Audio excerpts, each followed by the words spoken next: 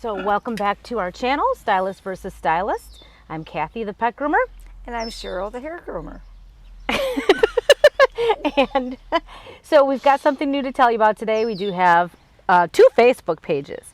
We have a group page that you have to ask to be a member of, and that's Stylist vs. Stylist. And then we have a regular Facebook page, and that's for like if we want to sell merch someday or something like that. So, and that's also Stylist vs. Stylist. So you can look those up if you want to communicate anything to us, like give us a subject to talk about or tell us how good or bad we are. You can do that there. But I get to delete comments if I want to. So anything you put on there may be deleted if it's not nice. So we didn't really have a subject today, but I kind of wanted to go back to actually like the differences between our industries. One of the biggest differences is obviously that I work on pets, and I hate to say pets because I don't do rabbits and ferrets and stuff like that. I just do dogs and cats. But unless you're doing kids, you probably don't risk the chance of getting bit too often. No. So that's a big difference in our jobs because, I mean, most of the dogs I have are pretty nice, but as we discussed in the last one, you know, cats can be dangerous, very dangerous, you know. But do you do kids anymore? Yeah, I'll do kids. Mostly the only kids that I ever do are clients of mine that I do their kids or their grandkids or something like that. Mm-hmm. Because I'm not taking that many brand new clients.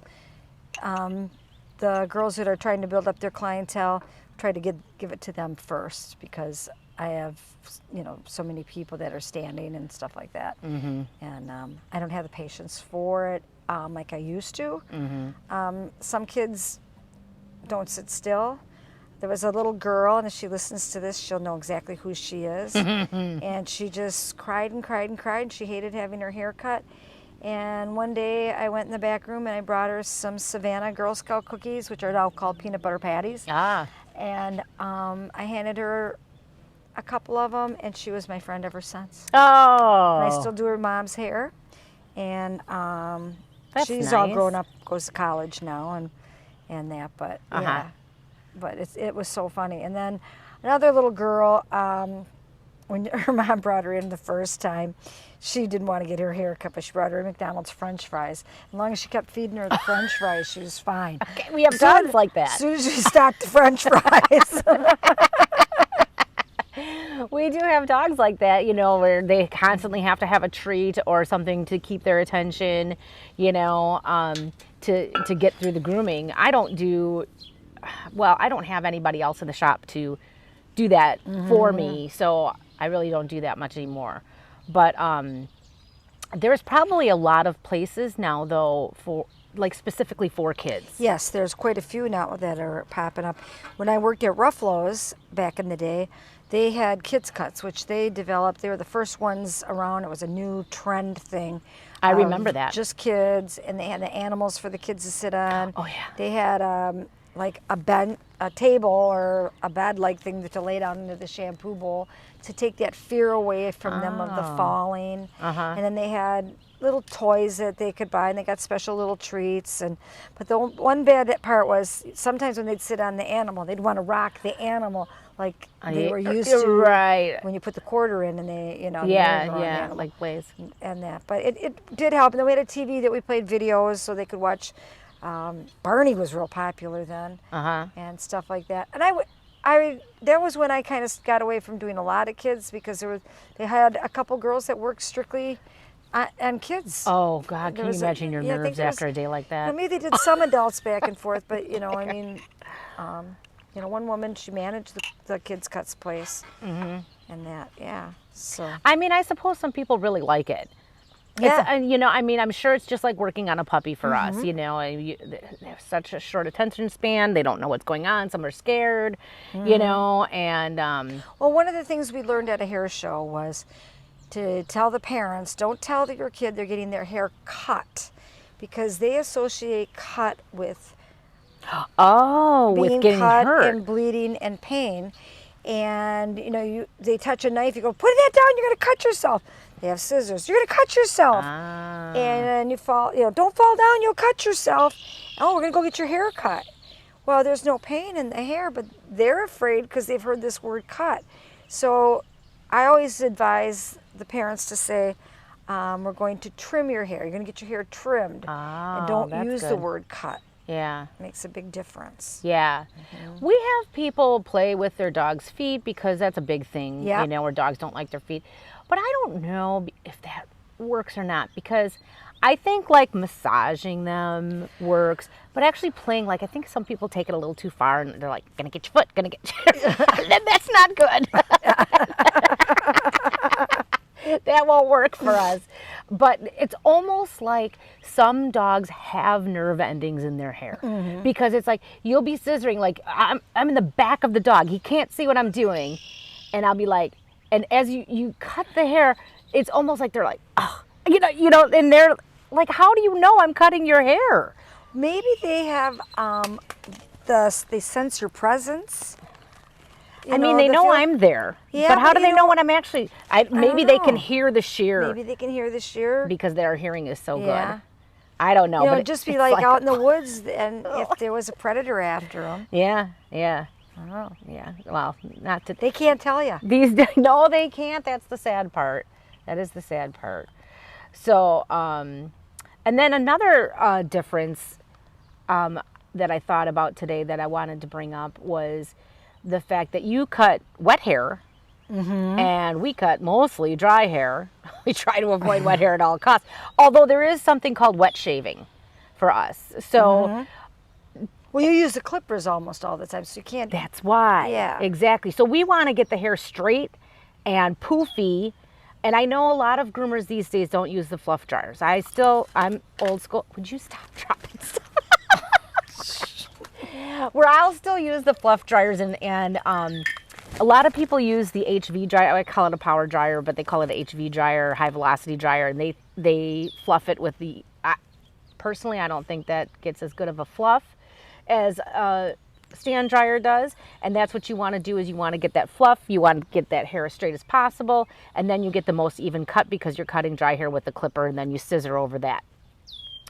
But what was I going to say? I was going to say something about the wet shaving. So some people, I have wet shaved. I have done it out of desperation in a situation where I didn't know what I was going to do with this dog, and it's usually when the dog is a little matted and you want to leave it longer than what you would on a dry shave. So if it's matted, you want to probably shave the dog before the bath. I mean, some people don't, but I do, because I want to get as much hair off as possible so that it takes less time to dry if they're matted, because you're going to go short anyway. But some people don't do it because it's hard on your equipment. And they like to get the dog in the tub first and then work on a clean dog. And I completely understand that. But where this wet shaving comes in is if the dog is somewhat matted, the customer doesn't want you to shave all the way down or real short, because the hair strand gets stretchy when it's wet. You can wet shave it. Now, I've heard people say, make sure you use a cordless clipper, because you could probably, if you had a short in the cord or something, you could probably get shocked or worse, electrocuted, because you're working on a wet dog. You got the clipper plugged into a plug. I mean, I don't know. I guess it could happen, but I did it with a corded clipper, but now I have a cordless. But I used a guard on this dog while it was wet because I was drying it, and I was like, oh my God. And I only had a certain amount of time, and I'm like, what am I going to do with this dog? I don't know how I'm going to leave this dog longer than. And so I'm like, you know what? I'm going to try wet shaving. I'd never tried it before. I put a guard on my clipper blade and I wet shaved it. I did end up leaving it longer than what I would have if I had dry shaved it. Now, with that particular dog and so many other dogs like it, I have found, I don't know why it took me over 30 years to find this system, but the close, open, close system, where you use conditioner first, rinse that out, shampoo it, rinse that out, then condition again and rinse it. And I don't know what the chemistry is of it, but it works so good to get out. it works pretty good to get out mats, I will say that, or loosen them up. But it works better on the Huskies and Samoyeds and stuff like that to get all that hair out of there. Boy, that stuff just flies out like nobody's business. Really? The idea is that the conditioner closes the cuticle, shampoo opens up the cuticle, and the conditioner closes the cuticle again. That makes sense. And then for some reason that makes the hair slide against each other. So when you blow it with that high velocity dryer, the dead coat just comes right out. Wow, interesting. And mats seem to come out a lot better too. What about, I know that for people we have a wet brush, and they have wet brushes for pets. I don't know what the difference is between the pet wet brush and the people wet brush. Nothing. But is it beneficial for you at all? I've tried it. You gave me one. I've tried it. The problem with the bristles on the wet brush is when you have a tangle or a mat, it seems to go over it. Excuse me. Instead of start to try to go through it. And with our brushes, you know, we have the brushes that have the wire bristles because you need to get down to that skin. And my experience has been the wet brush doesn't get down to the skin. It just kind of glosses over everything. Because sometimes when I've used a wet brush, I feel like it's doing that, but I think it's taking that top layer. So using it in sections, I think it goes through, and I can see that with a dog because, you know, but like you take a section of hair, 1-inch sections, it smooths it, another 1-inch section and smooth it. When you start from the top, you smooth the top, you still have the underneath. Right. You know. And we're working with a whole body of hair. Yeah. As opposed to just a head of hair. So there's a lot more time involved too. Now I've done it on my own hair. I use a wet brush on my own hair all the time. But I've had to sometimes put that wet brush away and get one of those vent brushes and get that tangle out and back. So, yeah. So we went away for the night last weekend, us and the guys. And we went to Algoma, Wisconsin, which we love Algoma. Big shout out to all the human and pet stylists in Algoma, except for I don't think there's a pet stylist in Algoma. I think it's in the town over.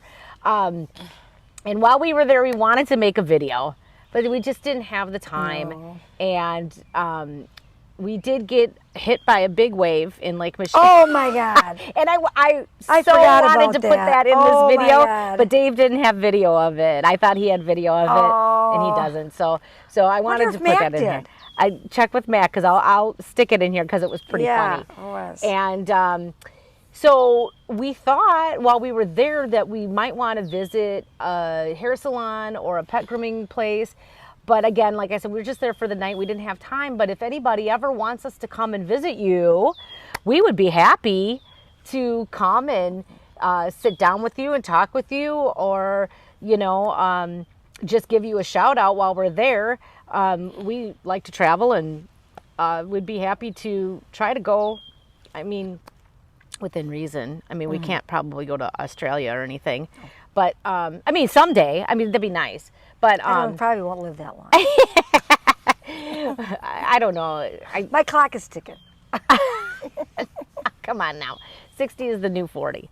How does that go? 40 is the new 60? Yeah, well, I'm not 60. I don't know. Well, you're 60-something. Yeah. So 60-something is the new 40-something. Oh. Is that how it goes? Yeah. Well, 40-something, and you have a lot more years to... I don't care. You love to travel. Yeah, I do, but when I'm 84, I don't know. Well, that's 20 years, Cheryl. Yeah. We got 20. Okay, so hurry up because we only got 20 years. Hurry up and let us know where we should go. She's talking about being 84, and I still got a 12-year-old at home. That's hard to leave.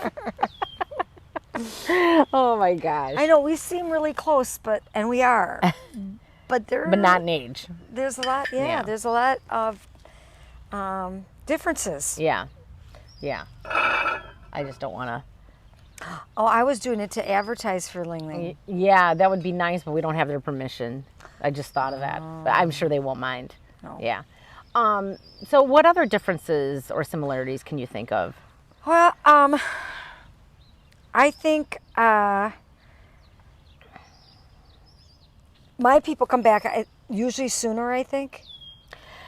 Ours are On an supposed to average? come back sooner, but I think yours 'Cause, you know, do. I have my customers come back between 4, 6, and 8 weeks. Mm-hmm. One of yours come back 8 and 12. Well, we recommend, like, if you look in the, well, and again, I'm old school, so we were always told 4 to 6 weeks for grooming, even if it's a beagle, because the nails should be done that often, the ears should be checked that often. Back in the day, the anal glands should have been checked that often. So we always recommended 4 to 6 weeks, and I still stand by 6. 6 weeks is a good time frame. A lot of people like to stretch it out to 8, and that's fine. And we just kind of took it for face value over the years, you know, that this is the way it was supposed to be, but, you know, people called when they called. Not many people years ago would pre-book, you know, like book ahead. But now groomers are so busy that there's groomers that if you don't rebook, you're not going to get an appointment at all. They require it. And I don't blame them in a way, but I have never run that shop that way specifically, just the pre-booking. So I do like to see my once a years and all that, but just because I'm in the same place as I've been for so many years. But so this week was the ending of school and the transition into summer programs for my son. And I was slow this week. And usually I work in Illinois, and Illinois schools get out a little sooner than Wisconsin schools do. So usually I have a little slow time right here because people start going on vacation right away. So I was like, okay, well, this is my vacation slow time. So I took a little bit of time off here and there, like this week, you know, because I was slow. And all of a sudden, on the first day I had off, people slammed me with calls and texts. And now I'm booked into July. And I'm trying to get everybody in before that happens, before July, because people are like, oh, I thought I'd get in next week, and here I can't do them till July. And I'm not going to give up my time off because I can't, because I've scheduled everything around my time off now, including mom and everything else. And so I've been telling people that don't pre-book. I'm like, you know what? You should start pre-booking, because I don't know where I'm going to be in 6 weeks. I don't know if I'm going to be slow. I'm by myself now. I have no help, which is fine, and I like it that way. But you need to get on the book now, and if you want to change it, it might be easier to switch with somebody than to try to squeeze you in somewhere. Yeah. You know? That's how I feel. And I get I mean, back when I first started, you didn't usually rebook. It was always, you know, on demand. People would call, and it was usually fairly flexible till you got that clientele. I get a little nervous when I'm too booked, because if I worry about if I get sick, or if mom has to be taken somewhere, or what if I decide I want to go somewhere and I'm booked 8 weeks out with standings, and then then I got to look where I'm going to move my standings. Then I got to work my days off to take days off. Right. And sometimes that's a hassle, because, you know, it's like you overwork yourself so you can, you know, relax. So you can relax, exactly. And then, you know, you can't tell when people are going to bombard you with calls. And we're both at the point, and you more so than me, are at the point now where we do want to take mini vacations more and regular vacations more, because, you know, because my clock is ticking. Because we got 20 years. Not actually, though. I got a little less than that. So, let's hope I have 20. But physically, I don't see me being in this shape in 20 years. Oh, 80 is the new 60. I'm not doing so good at 60. But yeah, like, you don't want to have, you know, I have Fridays off. That's my day off, because I take care of mom that day, and that's a shorter day at school for my son. So that's the day that I have off. And I booked a dog for tomorrow, which is Friday, because I didn't want her to have to wait. And now with all the calls that I've gotten, I'm like, oh, I could have worked a full day because he's in camp, and I could have worked a full day and not have to worry about him, but I didn't because I was slow, but now I can't change it because I worked everything around that dog. Oh. So I can't change it now, you know? So I'm just like, oh gosh, you know, and so that's the same with you guys, except for I do think that people, trending, you know, the scruffy look for dogs is trending. So people, I think, are more in tune with their own look and getting in with you a little sooner and a little more often than they are with their dogs because they want their dogs to look scruffy now. And oh gosh, when it first started coming out, I was just like, people would show me pictures of these dogs and I'm like, you want it to look not groomed? Like, why do you want it to look dirty? Here, I'll spray some water on it and just take it home. Yeah, I do have a dog that I used to do that with. That they don't come to me anymore, but no, the dog passed away. It was a long time ago. But I would have to wet the dog down when I was done and let it air dry so it looked like it wasn't groomed. And I'm like, oh, you do all that work. Yeah, and you then know? it's like, yeah. Yeah. So if you have people leave your salon wet, like, is that a normal practice? Nope. Our salon and everywhere I've worked and where I've been taught, very rarely do we ever have anybody leave wet.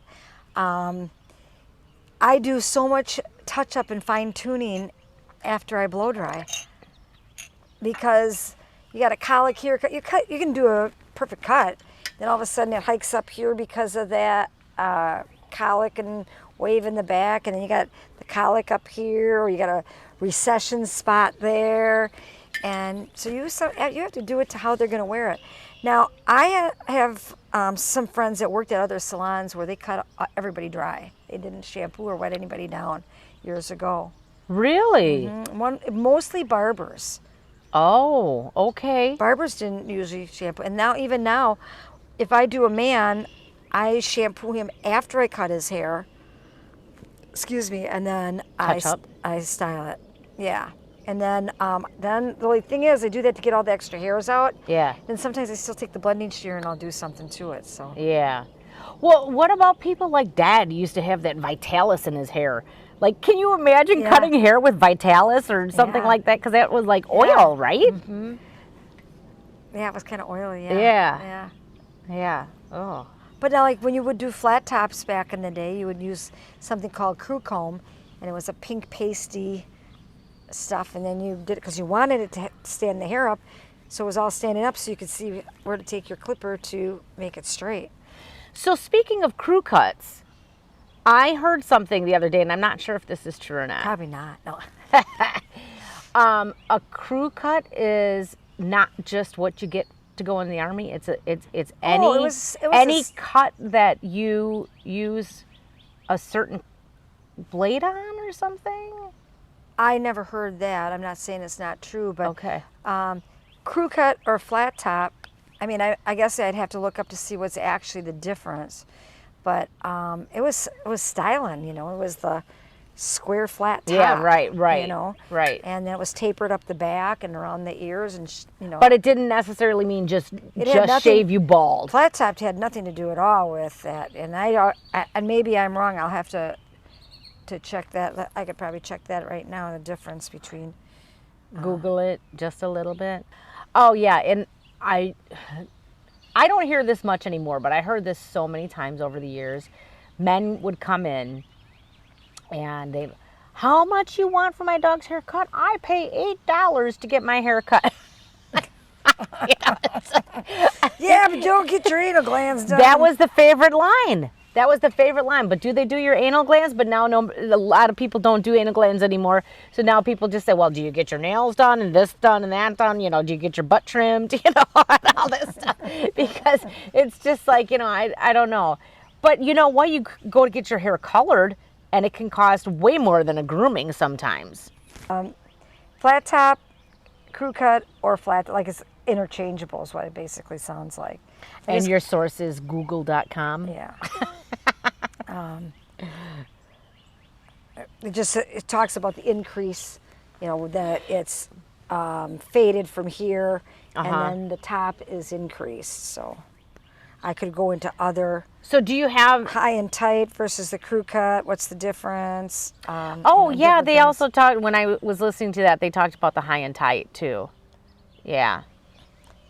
But now, does that mean it's higher in the front and lower in the back? Yeah, it's Okay. the package has been delivered. Okay. That's good to know. Awesome. So, all right. Well, Well, usually high and tight though isn't a flat top. So there's a lot of different. You know. well, you can't trust Google 100% either.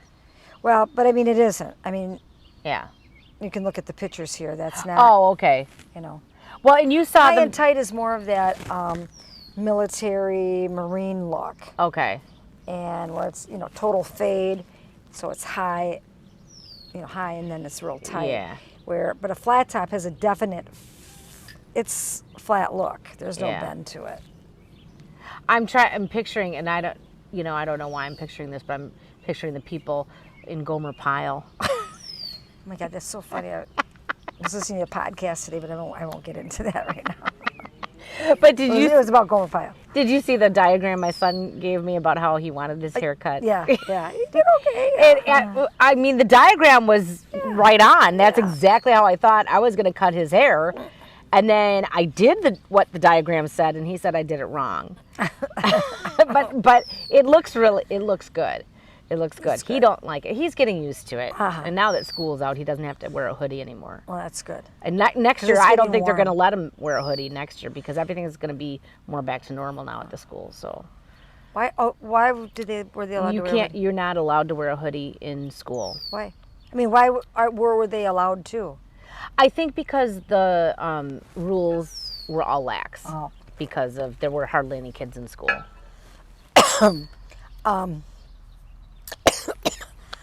Hoodies kind of creep me out.